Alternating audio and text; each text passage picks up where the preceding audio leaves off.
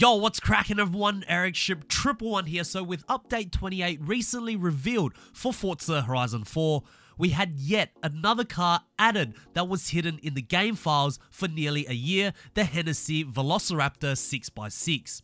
What do I mean by this? Well, late last year, a data miner who will remain anonymous leaked a huge list of cars that was buried inside the game files of Horizon 4. Now, the leaked list did include well over 100 vehicles with cars like the Zenvo TSRS, Lamborghini Huracan Performante, to even the Lego Bugatti Chiron, all being included that are now in the game. In fact, around 60% of the cars on this list are now in Horizon 4 and still increasing, which shows just how credible this leaked list actually is. Now, because this list is quite long, in today's video, I want to specifically look at these 7 hidden cars that are still currently buried deep in the game files of Horizon 4, which I'm excited to drive. Starting off with number 1, the 2018 number 22 Volkswagen Golf WTCR. As a recent Volkswagen Golf owner, I'm actually excited to see this car in Horizon 4. Now, initially, when this list was leaked and I saw this car, I was like, meh, nothing special, as it's not a car I would ever imagine owning nor even drive. However, I decided to make a blind purchase a few months back to see why Golfs are so popular in Australia today. And lo and behold, I get it. It's comfortable, it's subtle, which someone for my age is certainly a preference, and it's quick for what it is. But of course, mine is a road car, while this particular version is a full racing car, which competes in the World Touring Car Cup. And just look at how aggressive it looks, especially for a hatchback. It's equipped with a unique wide body kit, along with a nice rear wing, and overall would be a nice addition to Horizon 4. We need more racing cars with stripped interiors and roll cages just to spice the game up at this point and give us a taste of what it's like to drive a fully built racing car out on the public roads. Number 2, the Mazda 323 GTR. What is this? Another Japanese hatchback? Is this even Playground Games that's making this game? Well, it sure is. Remember that not too long ago, they brought in perhaps the most renowned, yet so unknown JDM hatchback ever, the Nissan Pulsar GTIR. Now, for those who didn't know, the Pulsar GTIR was also featured on this leaked list, which means, yeah, I also guarantee that we will get this Mazda 323 GTR sometime in the future. This is very interesting, as much like the Pulsar, this will mark the 323's first time being featured in a full high-definition title. Somewhat strange for it to be first released in a Forza title, as both these cars were last featured in Gran Turismo 2 back on the PlayStation 1. Is this a sign that Playground Games is slowly bringing in Japanese icons without giving away the next Horizon Games location? I don't know, but I'm excited to see more Japanese gems being showcased to a worldwide audience. Number 3, the Ruf CTR2. Man, what happened to Rufs? They were such an integral part of many racing titles since EA had an exclusive deal with Porsche. In the beginning, I'm sure a lot of us didn't even know what Rufs were, other than the fact that they look like Porsches, but throughout the years as new titles were being brought out, we eventually came to accept and even loved Rufs, as they were making some unique cars not even Porsche were matching. Sadly, Rufs ended up being phased out of most racing titles, including Forza, as Porsche's exclusive deal with EA expired. Last seen in Forza Horizon 2, I would genuinely love to see Rufs being resurrected as a manufacturer, and this particular model, the CTR2, my goodness, what an insane piece of engineering this is.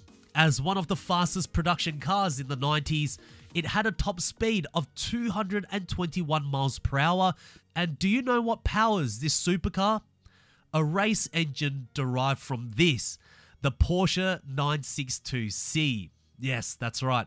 Now, these are statistics I never knew earlier, but now knowing a lot more about the CTR2, I can truly appreciate it a lot more than I ever did.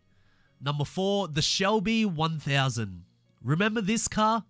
only ever featured in the first Horizon title as a DLC back on the Xbox 360, it was one of the fastest cars in that game. And that's mainly because, well, as the name suggests, the car has nearly 1,000 brake horsepower. I mean, no other Shelbys in Horizon 4 even comes close to that power-wise. Now granted, of course, around a circuit or a race where there are many corners, this may not be the best car, but the sheer muscle that this car provides is more than enough to bring back in the future. Now, if we look at the cars that Playground Games have brought in post-launch, many of them have been rebirths of cars that were last seen in the original Horizon title, like the BMW M3 GTS and the open-top Hummer, just to name a few. This can further give us validation that we will get the Shelby 1000 in time. Number 5, the SSC Ultimate Aero. Speaking of fastest cars in the original Forza Horizon, this was certainly one of them. At one point in time, this was the fastest production car in the world until it was dethroned by the Bugatti Veyron Supersport. Powered by a 6.3 litre twin-turbo V8, the Ultimate Aero churns out a whopping 1,287 brake horsepower, which is absolutely nuts. And on top of that, it weighed only 1,247 kilograms. This meant that it had a greater power to metric weight ratio to that of a Koenigsegg 1:1, which was supposedly a great automotive achievement. But SSC did that 5 years earlier with awe-inspiring numbers too. As another vehicle that went into hiatus since its Xbox 360 days, a small texture update to fit with Horizon 4's current game engine will be enough to bring back what could very well be the newest, fastest car in the game, finally defeating the Ferrari 599XX Evo. Number 6, the Chevrolet Cobalt SS Turbocharged.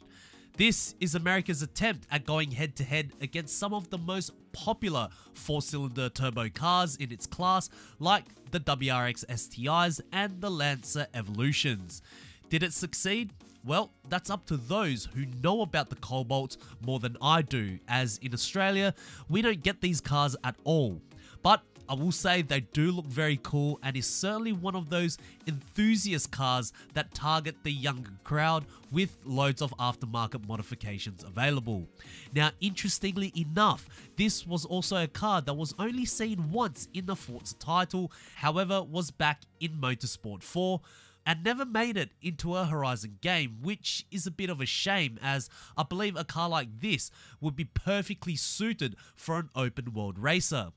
If anyone from America have any fun facts about the Cobalt, please share them down in the comment section below, as I would love to learn more about this car. And lastly, number 7, the Porsche 911 Singer. Alright, so we have the Gunter Works Porsche in Horizon 4, which is essentially a rebuilt or reimagined Porsche. And this 911 Singer is the same thing. It is a reimagined Porsche with each order made to suit its customers. Therefore, no two Porsche Singers are the exact same. Now, of course, this Porsche certainly looks dated from the outside, but again, this is a reimagined Porsche, meaning that the car has been heavily modernized with contemporary equipment.